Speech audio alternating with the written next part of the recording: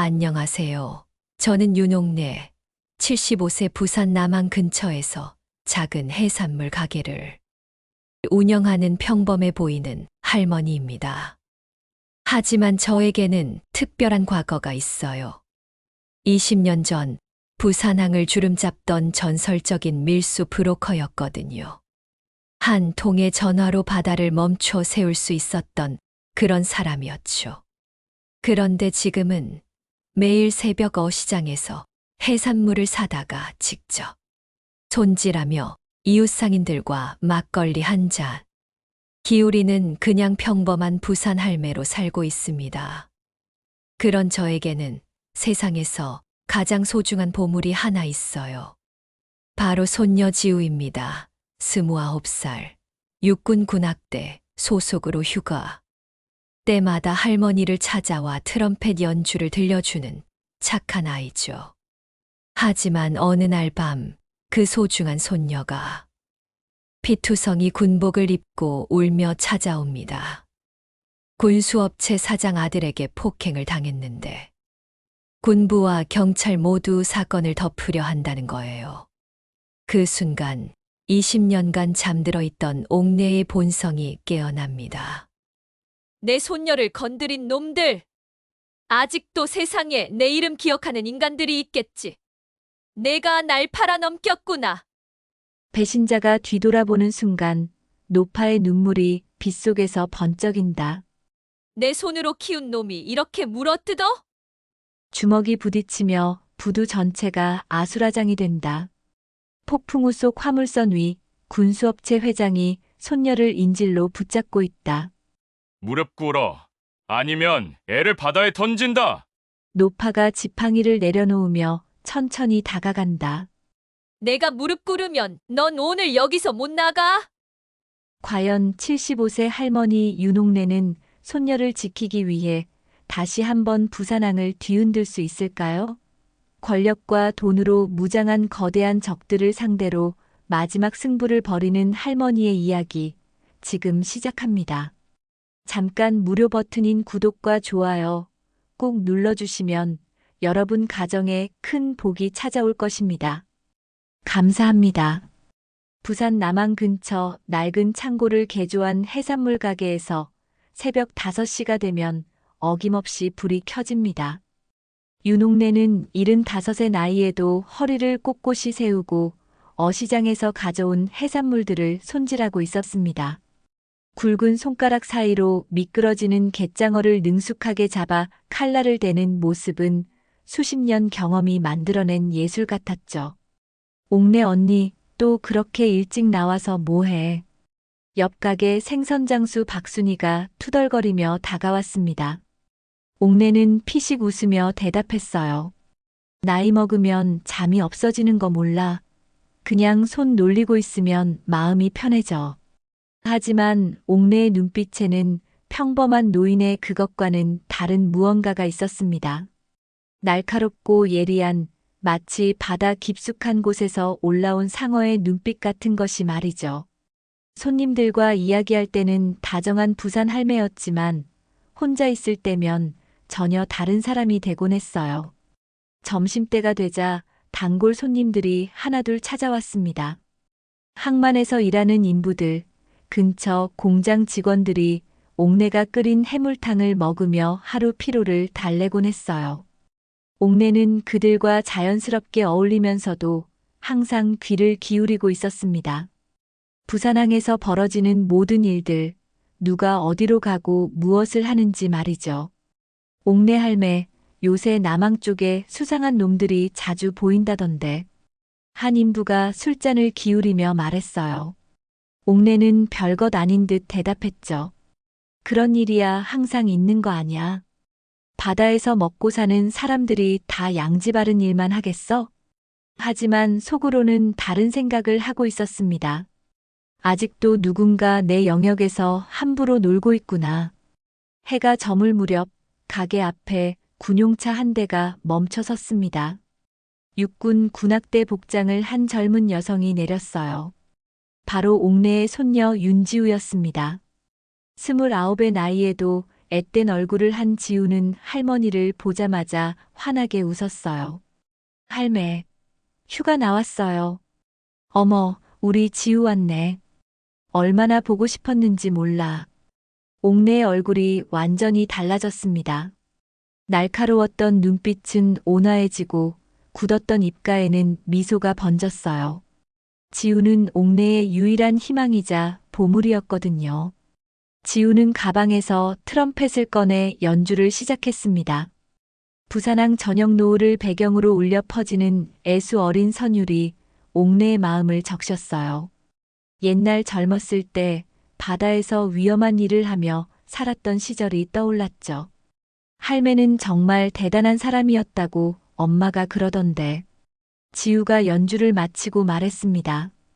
옥내는 쓴웃음을 지었어요. 그런 옛날 이야기는 왜 꺼내?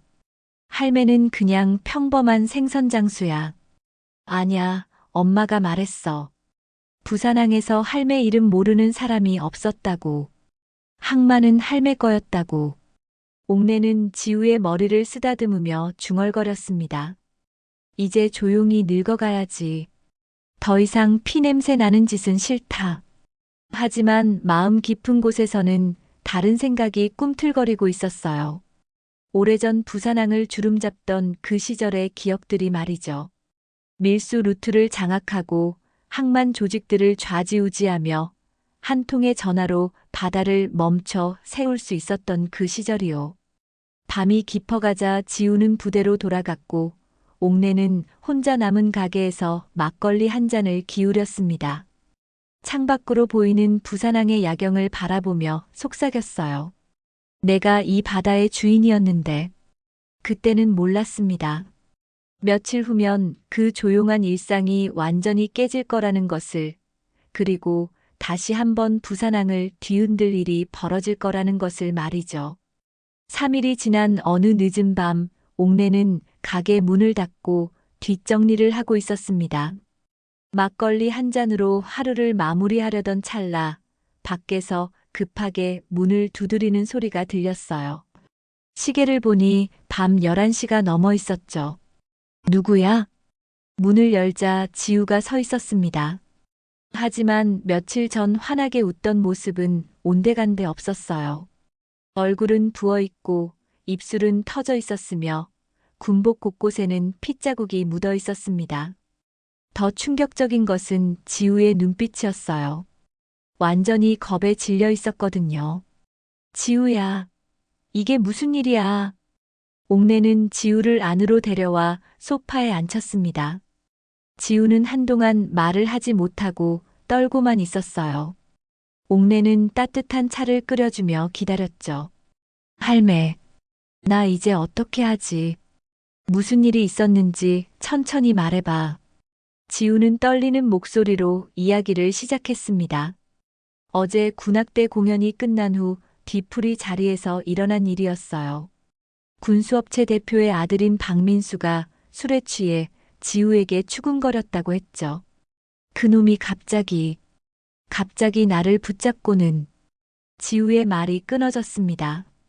옥내는 주먹을 꽉 쥐었어요. 계속 말해. 거부했더니 갑자기 화를 내면서 때리기 시작했어요. 나보고 감히 누구 앞에서 까불냐고, 자기 아버지가 누군지 모르냐고. 옥내의 눈빛이 순간 얼음처럼 차갑게 변했습니다. 그래서 넌 어떻게 했어? 저항했죠. 그랬더니 더 심하게. 다른 사람들은 말리기는커녕 못 본 척했어요. 그놈 아버지가 우리 부대에 장비 납품하는 업체 사장이래요. 옥내는 지우의 상처를 보며 속이 끓어오르는 것을 느꼈습니다. 하지만 더 화가 났던 것은 다음 이야기였어요. 부대에 돌아가서 신고했더니 간부들이 오히려 나를 불러서 조용히 넘어가라고 했어요. 괜히 문제 키우지 말라고, 그냥 실수라고 생각하라고. 뭐라고?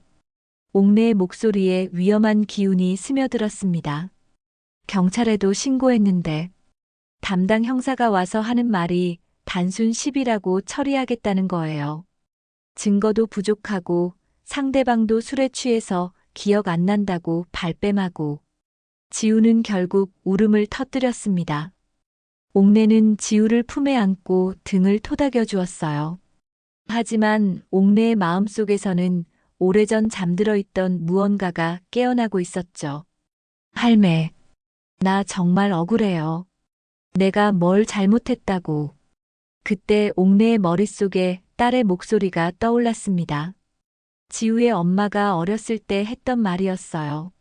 엄마, 그 시절 엄마 손에 안 잡힌 사람 없었잖아. 항만은 엄마 거였잖아. 옥내는 지우를 바라보며 중얼거렸습니다. 내 손녀를 건드린 놈들. 순간 옥내의 눈빛이 완전히 달라졌어요. 마치 바다 깊숙한 곳에서 올라온 괴물의 눈빛 같았죠. 평범한 해산물 가게 할머니가 아니라 한때 부산항을 주름잡던 그 윤옥래의 모습이었어요. 지우야, 그놈 이름이 뭐라고 했지? 박민수요. 왜요? 그놈 아버지 회사는 대성군수산업이라고. 할매, 설마. 옥내는 일어나서 서랍 깊숙한 곳에서 낡은 수첩을 꺼냈습니다. 20년 전부터 써온 전화번호부였죠. 거기에는 부산항의 온갖 사람들 번호가 적혀 있었어요. 아직도 세상에 내 이름 기억하는 인간들이 있겠지. 옥내는 수첩을 넘기며 중얼거렸습니다. 항만 노조두목, 선주들, 심지어 은퇴한 해경 간부들의 번호까지. 모든 것이 그대로 있었어요. 할매, 뭐 하려고 그러세요? 지우가 불안한 목소리로 물었습니다. 옥내는 지우의 손을 잡고 말했어요. 지우야, 할매가 예전에 어떤 사람이었는지 엄마한테 들었지? 들었지만 그건 다 옛날 일이잖아요. 옛날 일이라고. 바다는 기억해. 한 번 주인이었던 사람을 바다는 절대 잊지 않아. 옥내는 핸드폰을 들고 첫 번째 번호를 눌렀습니다. 밤늦은 시간이었지만 상관없었어요. 어차피 이런 일에는 시간 따위 중요하지 않았거든요. 여보세요, 김 형님. 저 옥내입니다. 전화 너머에서 놀라는 목소리가 들렸어요. 옥내야? 이 늦은 시간에 웬 전화야? 형님, 내일 남항 뒷골목 술집으로 나와주세요. 할 이야기가 있어요.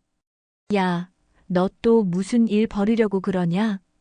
옥내의 목소리에 서늘한 기운이 스며들었습니다. 내 손녀 피 묻은 군복, 형님 눈에도 보이겠죠? 전화 너머가 조용해졌어요. 잠시 후 대답이 돌아왔죠. 알겠다. 내일 보자. 옥내는 전화를 끊고 지우를 바라봤습니다. 지우야, 할매가 너를 지켜줄게. 아무도 내 손녀를 건드리고 가만히 있을 수는 없어. 다음 날 저녁, 남항 뒷골목에 위치한 허름한 술집 바다마을에 하나둘 사람들이 모이기 시작했습니다. 이곳은 한때 부산항의 뒷거래들이 오가던 은밀한 장소였어요. 20년이 지난 지금도 그 분위기는 그대로였죠. 옥내가 문을 열고 들어서자 술집 안이 순간 조용해졌습니다. 구석진 자리에 앉아있던 몇몇 남자들이 깜짝 놀란 표정으로 옥내를 바라봤어요. 모두 한때 옥내와 함께 부산항의 어둠을 주름잡았던 사람들이었죠. 할매, 정말 오실 줄은 몰랐습니다. 항만 노조 두목이었던 김대식이 일어나 인사했습니다. 60 중반의 나이에도 여전히 건장한 체격을 유지하고 있었어요. 하지만 옥내 앞에서는 어린 아이처럼 조심스러워했죠. 대식아, 오랜만이네. 옥내는 자연스럽게 가운데 자리에 앉았습니다. 마치 예전처럼 이곳의 주인인 양말이에요. 다른 사람들도 하나둘 자리를 잡았어요. 선주였던 박철민, 은퇴한 해경 간부 최종수, 그리고 몇몇 옛 부하들까지. 할매, 이제 그만 쉬셔야죠. 왜 또 바닷물 흐리려고 하십니까? 박철민이 조심스럽게 말했습니다. 옥내는 소주잔을 들어 한 모금 마시고 대답했어요. 철민아, 바닷물이 흐려진 게 아니라 썩었어. 내 손녀 피 묻은 군복, 니들 눈에도 보이지? 술집 안의 공기가 무거워졌습니다. 옥내의 눈빛에서 옛날 그 날카로움이 되살아나고 있었거든요. 무슨 일입니까? 최종수가 물었습니다. 옥내는 지우에게 일어난 일을 차근차근 설명했어요. 박민수의 폭행, 군부의 은폐 시도, 경찰의 무력한 대응까지. 이야기가 끝나자 모든 사람들의 얼굴이 굳어졌어요. 대성 군수산업. 그 회사 알고 있습니다. 김대식이 중얼거렸습니다. 요새 부산항 물류 상당 부분을 독점하고 있어요. 정치권 라인도 무시 못할 수준이고. 그래서 어쩌자는 거야? 옥내의 목소리에 차가운 기운이 서렸습니다. 내 손녀가 당한 걸 그냥 넘어가라는 소리야? 그게 아니라 시대가 많이 바뀌었잖습니까? 예전처럼 할 수 있는 일이 아니에요. 박철민이 말했지만 옥내는 코웃음을 쳤어요. 시대가 바뀌었다고? 나쁜 놈들이 착한 사람들을 짓밟는 건 예나 지금이나 똑같아. 다만 방법만 교묘해졌을 뿐이지. 옥내는 테이블을 손가락으로 톡톡 두드리며 계속했습니다. 내일부터 대성 군수산업 본사 앞에서 항만 노조 집회를 해. 물류를 완전히 봉쇄하는 거야. 할매, 그건 안 된다는 소리 하지 마. 대식아, 네가 아직도 노조에 영향력 있지? 김대식은 난처한 표정을 지었어요. 있긴 하지만 요새는 예전 같지 않아요. 젊은 놈들이 우리 말을 잘 안 들어요. 돈 얘기야? 옥내는 가방에서 두툼한 봉투를 꺼내 테이블 위에 놓았습니다. 모든 사람들의 시선이 그쪽으로 쏠렸어요. 이건 시작일 뿐이야. 일이 제대로 풀리면 더 줄 수 있어. 할매, 그 돈을 어디서? 묻지 마. 중요한 건 내 손녀를 건드린 놈들한테 대가를 치르게 하는 거야. 최종수가 걱정스러운 표정으로 말했습니다. 할매, 저도 해경에 아직 라인이 남아있긴 하지만 이런 식으로 하면 경찰이 먼저 우리를 잡아갈 거예요. 옥내는 시익 웃었어요. 종수야, 네가 해경에 있을 때 나한테서 얼마나 많이 배웠는지 벌써 잊었나? 우리가 법을 어기는 게 아니라 법의 빈틈을 이용하는 거야. 어떻게요? 집회는 합법적으로 신고하고 물류 봉쇄도 노동쟁의 형태로 포장하는 거지. 표면적으로는 임금 인상 요구라고 하면 돼. 모든 사람들이 옥내의 말에 감탄했어요. 20년이 지나도 여전히 날카로운 판단력을 보여주고 있었거든요. 그런데 할매, 상대방도 가만히 있지 않을 텐데요? 박철민이 물었습니다. 당연하지. 박민수 아버지가 정치권 커넥션을 이용해서 우리를 압박해 올 거야. 하지만 그것도 예상한 일이야. 옥내는 두 번째 봉투를 꺼냈어요. 이건 언론사 기자들한테 줄 거야. 대성 군수산업의 어두운 면을 파헤쳐달라고. 무슨 어두운 면요? 군수업체가 깨끗할 리 있나? 비자금, 납품 비리, 정치권 로비. 찾아보면 나올 거야. 김대식이 고개를 끄덕였어요. 할매 말씀이 맞습니다. 그런 놈들이 깨끗할 리가 없죠. 그래, 우리는 두 방향으로 압박하는 거야. 물류는 차단하고 언론으로는 이미지를 타격하고. 옥내는 잔을 비우며 마지막으로 말했습니다. 내일부터 시작이야. 20년 만에 다시 부산항을 흔들어 볼 시간이 왔어. 모든 사람들이 무거운 표정으로 고개를 끄덕였어요. 옥내의 카리스마는 여전했고 그들도 다시 한번 옛 시절의 열정을 느끼고 있었죠. 하지만 아무도 예상하지 못했어요. 상대방도 만만치 않은 수를 준비하고 있다는 것을, 그리고 이 싸움이 생각보다 훨씬 치열해질 거라는 것을 말이죠. 술집을 나서며 옥내는 부산항의 야경을 바라봤습니다. 이제 시작이야. 다음 날 아침 7시 대성 군수산업 본사 앞에는 수십 명의 항만 노조원들이 모여들기 시작했습니다. 김대식이 마이크를 잡고 구호를 외치자 웅성거리는 소리가 주변을 가득 채웠어요. 임금 인상하라. 노동자 권익 보장하라. 겉보기에는 평범한 노동쟁이처럼 보였지만 실상은 달랐죠. 항만 물류의 핵심 거점들이 하나둘 마비되기 시작했거든요. 대성 군수산업으로 들어가는 모든 화물차들이 발이 묶였어요. 옥내는 멀찌감치 상황을 지켜보고 있었습니다. 김대식의 휴대폰에 문자를 보냈어요. 잘하고 있어. 계속 밀어붙여. 회사 내부는 순식간에 아수라장이 됐습니다. 박성호 대표는 급히 임원회의를 소집했어요. 이게 뭔 상황이야? 갑자기 노조가 왜 이래? 사장님 이상합니다. 평소에 우리 회사와 전혀 관계없던 항만 노조까지 가세하고 있어요. 뭔가 배후가 있다는 소리네. 박성호는 답답한 마음에 아들 민수에게 전화를 걸었어요. 민수야, 너 최근에 뭔 일 없었어? 아니에요, 아버지. 왜 그러세요? 민수는 며칠 전 군악대 여군을 폭행한 일을 까맣게 잊고 있었죠. 술에 취해서 한 일이라 기억조차 제대로 나지 않았거든요. 한편 옥내는 두 번째 술을 두고 있었습니다. 부산일보 사회부 기자 이현주에게 전화를 걸었어요. 현주야, 나 윤옥내야. 옥내 언니, 오랜만이에요. 웬일이세요?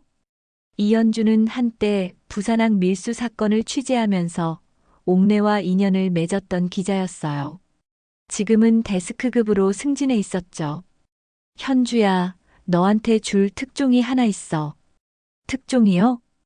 대성 군수산업이라고 들어봤지? 물론이죠. 요새 부산항에서 잘 나가는 회사 아니에요? 그 회사 비리 파헤쳐봐. 분명 뭔가 나올 거야. 이현주는 잠시 망설였어요. 언니, 그런 대기업을 함부로 건드리기는. 현주야, 언제부터 네가 그렇게 겁 많아졌어? 예전에 밀수업자들 다 잡아낼 때 그 패기는 어디 갔어? 그때와 지금은 다르잖아요. 옥내는 결정적인 말을 던졌어요. 그 회사 아들놈이 군인 여자애를 폭행했어. 그런데도 덮으려고 해. 이현주의 목소리가 달라졌습니다. 정말이에요? 내 손녀가 당한 일이야. 거짓말할 이유가 있겠어? 자료 있어요? 병원 진단서, 목격자 진술서 다 있어. 우선 이것부터 기사로 써봐. 이현주는 기자로서의 본능이 꿈틀거리는 것을 느꼈어요. 알겠어요. 일단 취재해 볼게요. 하루가 지나자 상황이 급반전됐습니다. 부산일보 일면에 군수업체 아들, 여군 폭행 의혹 기사가 대서특필됐거든요. 박민수의 사진까지 함께 실렸죠. 박성호는 격노했습니다. 이게 뭔 개소리야. 민수야, 설명해봐. 아버지, 그게. 민수는 이제야 자신이 저지른 일의 심각성을 깨달았어요. 이 바보 같은 놈이 왜 그런 짓을 했어? 술 때문에. 기억이 잘 안 나요. 박성호는 급히 정치권 라인에 연락을 취했습니다. 국회의원 최병국에게 전화를 걸었어요. 의원님, 저 박성호입니다. 급한 일이 생겨서요. 무슨 일인가? 언론에서 우리 회사를 공격하고 있습니다. 좀 조용히 해달라고 말씀 좀. 박 사장, 요새 언론이 예전 같지 않아. 함부로 건드렸다가는 나까지 곤란해져. 그럼 경찰 쪽으로는 그것도 마찬가지야. 이미 기사가 나간 이상 조심스러워. 박성호는 다른 방법을 생각해야 했어요. 그때 비서가 보고했죠. 사장님, 항만 노조 집회 배후에 윤옥래라는 할머니가 있다고 합니다. 윤옥래? 누군데? 20년 전 부산항 밀수 여왕이라고 불렸던 사람이래요. 폭행당한 여군이 그 할머니 손녀라고 합니다. 박성호는 무릎을 쳤어요. 그럼 이게 다 계획된 복수였다는 소리네. 그런 것 같습니다. 박성호는 냉소를 지었습니다. 할머니 한 명이 우리 회사를 어떻게 하겠다고? 웃기는 소리네. 하지만 상황은 점점 나빠져만 갔어요. 항만 물류는 사흘째 마비됐고 언론에서는 연일 대성 군수산업의 과거 의혹들을 파헤치기 시작했거든요. 더 큰 문제는 따로 있었어요. 옛 동지 중 한 명인 박철민이 몰래 박성호 측에 접촉한 거였죠. 사장님, 제가 윤옥래와 가까운 사이입니다. 그래서 적당한 선에서 타협점을 찾으면 어떨까요? 돈으로 해결할 수 있는 문제라면. 박성호는 관심을 보였어요. 얼마나 주면 되겠어? 1억 정도면. 그리고 옥내의 동선이나 계획을 미리 알려드릴 수도 있습니다. 좋아. 그렇게 하지. 박철민은 거액의 돈을 받고 옥내를 배신하기로 결심했어요. 하지만 그는 몰랐죠. 이런 배신이 얼마나 위험한 결과를 가져올지 말이에요. 그날 밤 옥내는 지우와 함께 저녁을 먹고 있었습니다. 할매, 이제 그만해요. 너무 위험해 보여요. 지우야, 할매를 믿어. 곧 끝날 거야. 하지만 옥내는 예감하고 있었어요. 뭔가 불길한 기운이 감돌고 있다는 것을, 너무 일이 순조롭게 풀리고 있다는 것이 오히려 의심스러웠거든요. 그리고 그 예감은 곧 현실이 될 예정이었어요. 사흘 후 새벽, 옥내는 휴대폰 벨소리에 잠을 깼습니다. 지우로부터 온 전화였어요. 할매, 큰일 났어요. 지우의 목소리가 떨리고 있었어요. 무슨 일이야? 군 헌병대에서 날 잡아갔어요. 군 기밀 유출 연루 혐의래요. 옥내는 순간 머리가 하얘졌습니다. 그게 무슨 소리야? 모르겠어요. 갑자기 새벽에 들이닥쳐서 할매 때문에 군부대 정보를 빼돌렸다고 전화가 끊어졌어요. 옥내는 급히 김대식에게 전화를 걸었지만 받지 않았어요. 최종수에게도 마찬가지였죠. 뭔가 이상했어요. 박철민에게 전화를 걸자 그제야 받았습니다. 철민아, 지우가 잡혀갔어. 도대체 무슨 일이야? 할매, 미안해요.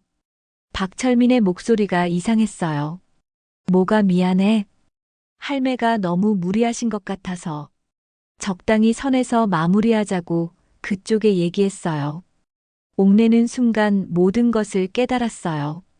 너, 나를 팔았구나. 할매, 이게 다 우리를 위한 일이에요. 괜히 더 큰 피해 보기 전에. 옥내는 전화를 끊어버렸어요. 온몸이 부들부들 떨렸죠.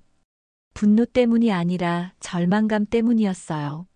1시간 후 옥내의 집 앞에 검은색 승용차들이 나타났습니다. 차에서 내린 건장한 남자들이 옥내를 에워쌌어요. 윤옥래 씨죠? 가운데 선 남자가 말했습니다. 40대 중반으로 보이는 그는 한때 옥내 밑에서 일했던 이강수였어요. 강수야, 너까지. 할매, 시대가 변했어요. 이제 돈이 힘이지 의리가 아니에요. 이강수는 주머니에서 칼을 꺼냈어요. 너무 깊이 들어오셨어요. 이제 물러나세요. 내가 너한테 뭘 해줬는데. 그때는 그때고 지금은 지금이에요. 박 사장님이 할매만 조용히 해주시면 손녀딸은 무사히 풀어주겠다고 하셨어요. 옥내는 웃었어요. 쓰디쓴 웃음이었죠. 내 놈들이 돈에 팔린 순간 이 바다도 썩었다. 할매, 마지막으로 한 번 더 말씀드려요. 그냥 조용히 넘어가세요.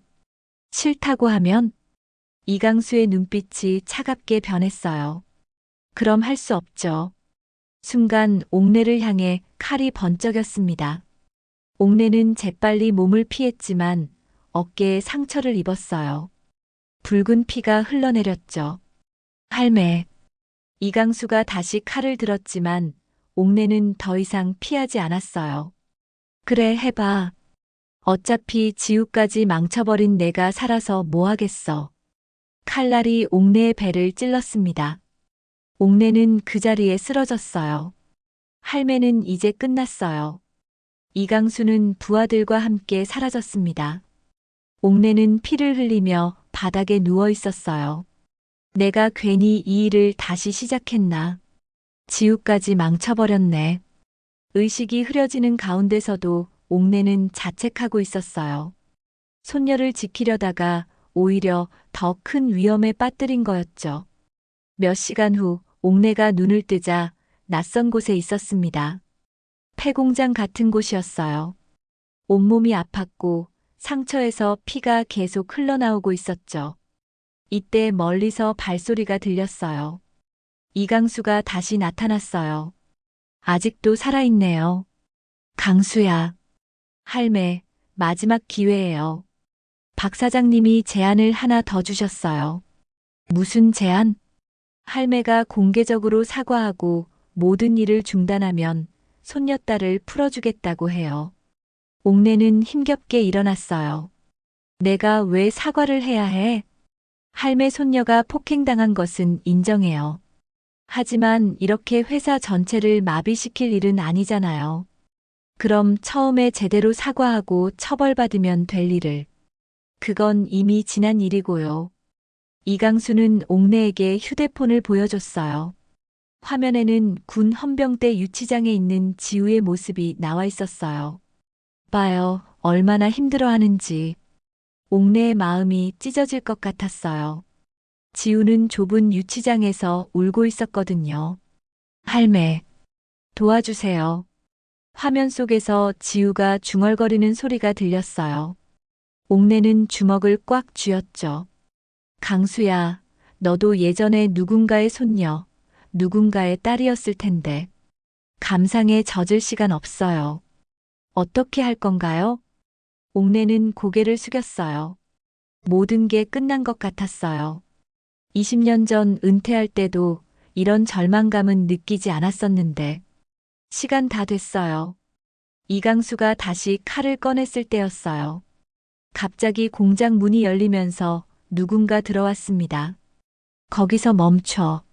늙은 남자의 목소리였어요. 옥내는 고개를 들어봤죠. 종태. 김종태였어요.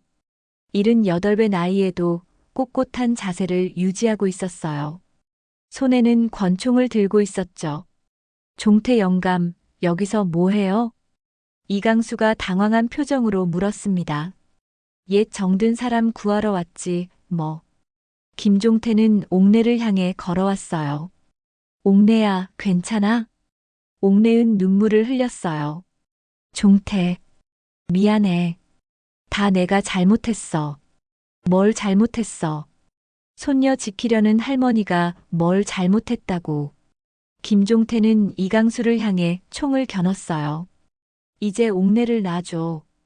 김영감, 함부로 하지 마세요. 함부로? 그 시절 네 덕에 살았다. 이번만은 나도 끝까지 간다. 김종태의 총성이 공장 안을 가득 메웠습니다. 이강수가 어깨를 부여잡으며 비틀거렸어요. 다른 부하들은 급히 뒤로 물러났죠. 김영감, 완전히 미쳤군요. 미쳤다고? 그럼 미친놈이 하는 짓이 뭔지 보여줄까? 김종태는 다시 방아쇠를 당겼어요. 이번에는 이강수의 다리였죠. 이강수는 바닥에 쓰러졌습니다. 할매, 일어날 수 있어? 김종태가 옥내에게 손을 내밀었어요. 옥내는 그 손을 잡고 간신히 일어났죠. 종태, 고마워. 고맙긴, 이제 나가자. 두 사람은 공장을 빠져나왔습니다. 김종태의 차를 타고 한적한 바닷가로 향했어요. 차 안은 한동안 조용했습니다. 옥내는 상처를 손수건으로 누르며 창밖을 바라봤어요. 김종태가 먼저 입을 열었죠. 옥내야, 왜 이런 일을 혼자 벌였어? 혼자가 아니었어. 다만, 믿었던 놈들이 다 등을 돌렸을 뿐이지. 박철민 말이야? 그뿐만 아니야. 김대식도 최종수도. 다들 돈 앞에서는 한순간이더라고. 김종태는 한숨을 쉬었어요. 그때도 그랬잖아. 돈과 권력 앞에서는 의리 따위 쉽게 무너진다고. 바닷가에 차를 세우고 두 사람은 파도 소리를 들으며 나란히 앉았습니다. 옥내는 20년 만에 김종태와 단둘이 앉아 있었어요. 종태야, 그때 내가 왜 너를 떠났는지 알아? 모르겠어. 갑자기 사라져버렸잖아. 옥내는 멀리 수평선을 바라보며 말했어요. 무서웠어. 내가 하는 일 때문에 너까지 위험해질까봐. 그런 거였어? 밀수할 때마다 얼마나 많은 사람들이 다쳤는지 알아? 세관 직원들, 경쟁업체 사람들, 심지어 내 밑에서 일하던 애들까지. 옥내의 목소리가 떨렸어요. 특히 그 젊은 애. 이름이 뭐였더라? 최민호. 25살이었는데 내 잘못된 지시 때문에. 옥내야. 김종태가 옥내의 손을 잡았어요. 그 일은 내 잘못이 아니야. 그때 상황이 그랬던 거고. 내 잘못이야. 내가 너무 욕심을 부렸어.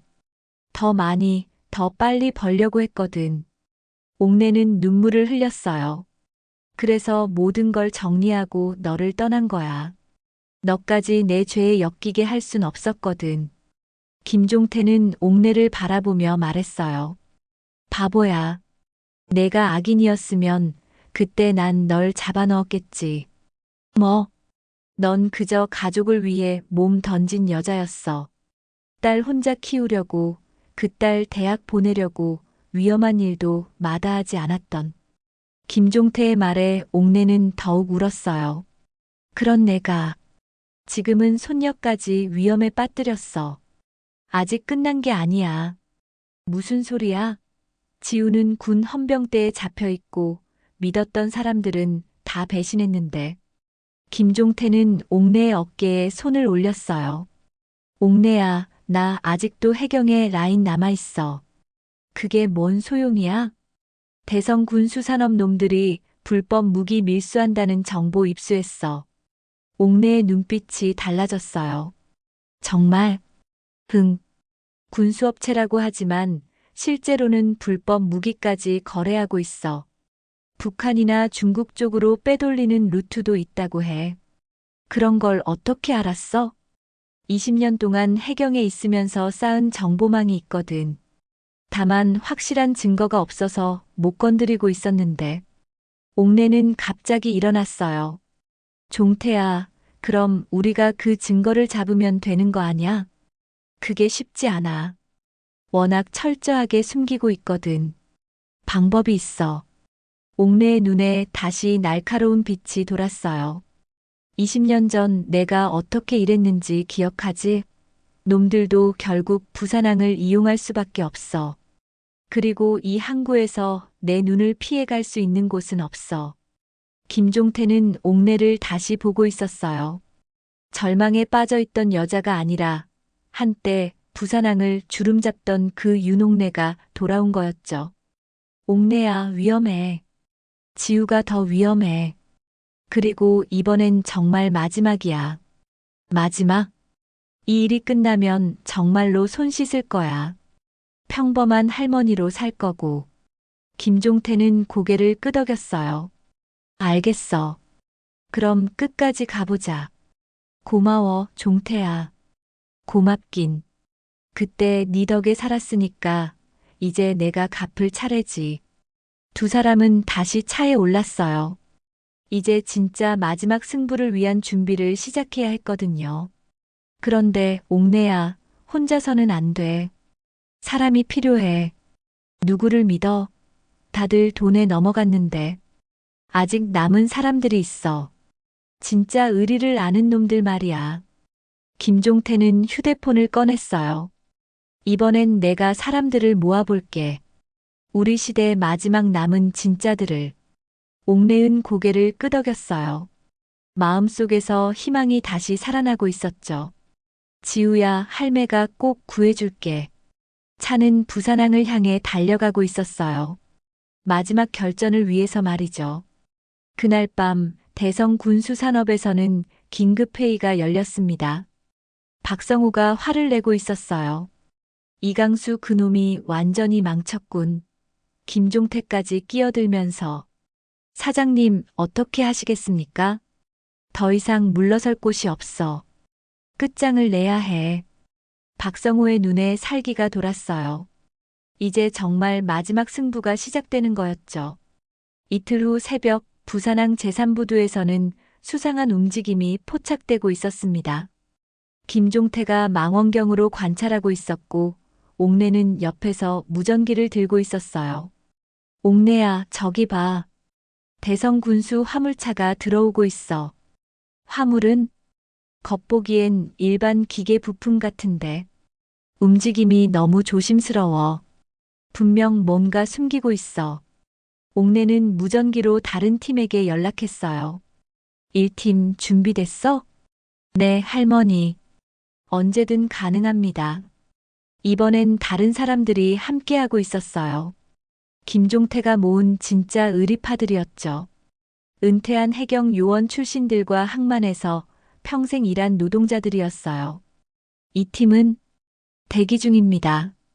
옥내는 깊은 숨을 쉬었어요. 이번이 정말 마지막 기회였거든요. 종태야, 확실해? 응. 저 컨테이너 안에 불법 무기들이 들어있어. 중국으로 빼돌릴 예정이고. 그럼 시작하자. 옥내의 신호와 함께 작전이 시작됐습니다. 먼저 1팀이 화물차 진로를 차단했어요. 동시에 2팀은 컨테이너 야드 출입구를 봉쇄했죠. 뭐 하는 거야? 비켜. 대성군수 직원들이 소리쳤지만 소용없었어요. 더 많은 사람들이 몰려들기 시작했거든요. 김종태가 확성기를 들고 외쳤습니다. 대성군수산업의 불법 무기 밀수를 고발합니다. 시민 여러분, 모두 와서 보세요. 순식간에 소문이 퍼졌어요.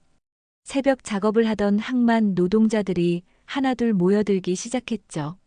저기 컨테이너 안에 뭐가 들어있는지 확인해 봅시다. 군중들이 웅성거리기 시작했어요. 대성군수 직원들은 당황했죠. 함부로 건드리지 마세요. 이건 정식 수출 화물입니다. 그럼 뭐가 들어있는지 보여주시죠. 옥내가 앞으로 나왔어요. 사람들은 누군지 몰랐지만 뭔가 범상치 않은 기운을 느꼈죠. 여러분, 제가 직접 확인해 보겠습니다. 옥내는 컨테이너 문을 열려고 했어요. 하지만 대성군수 직원들이 막아섰죠. 안 됩니다. 이건 기밀 화물이에요. 기밀? 뭔 기밀이 있다고. 그때 김종태가 해경 출신 동료들과 함께 나타났어요. 해양경찰 출신입니다. 의심스러운 화물에 대해 시민 신고가 들어왔으니 확인하겠습니다. 당신들 권한이 뭡니까? 권한? 시민의 알 권리입니다. 김종태가 컨테이너 문을 열었어요. 안에서 나온 것은 일반 기계 부품이 아니었어요. 각종 총기와 폭발물들이 가득 들어 있었거든요. 이게 뭡니까?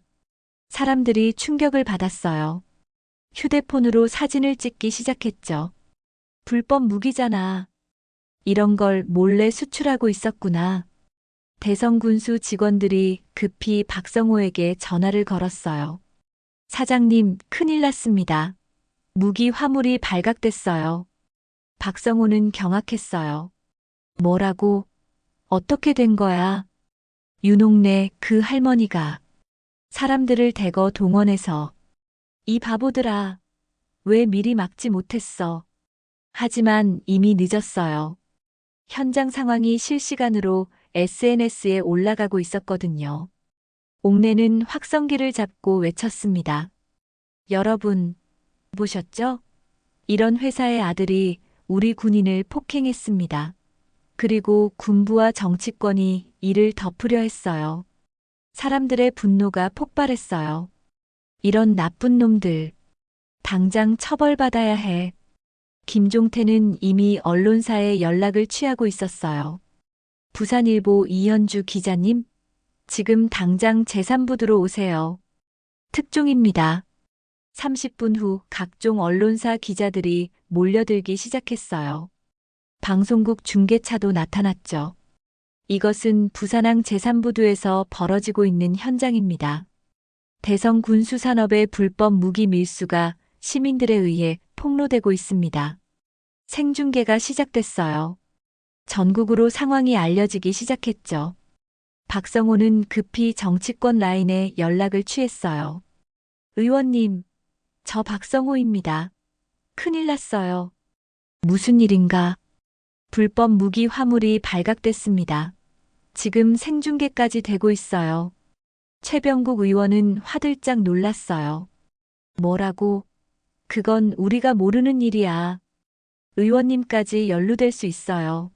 어떻게 해야 합니까? 이런. 나도 모르겠다. 일단 선을 그어야겠어. 전화가 끊어졌어요. 박성호는 완전히 고립됐어요. 한편 현장에서는 경찰이 나타났습니다. 하지만 이번에는 상황이 달랐어요.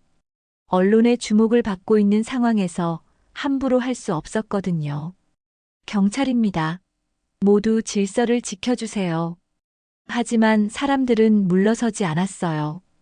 경찰도 보셨죠? 저 불법 무기들. 이런 걸 방치하면 안 되잖아요. 옥내는 기자들 앞으로 나갔어요.